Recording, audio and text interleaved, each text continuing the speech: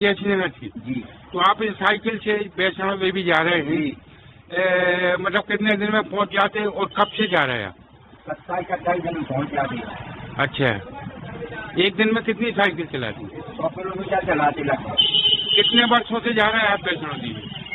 आप तो 6 बार से 5 साल से जा रहे हैं। 5 साल से। अच्छा, जयश्रीनगर से जाते हैं आप 5 साल हो गए।